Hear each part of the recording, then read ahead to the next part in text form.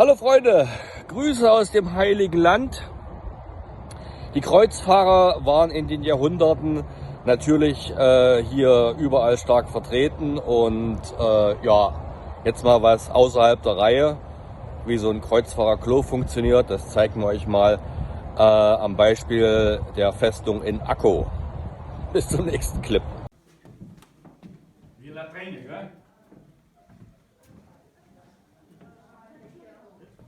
Wie Latrine.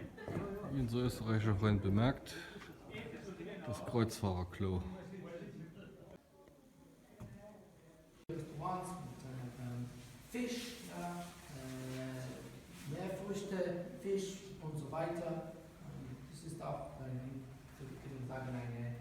kulinarische Ziel. Jetzt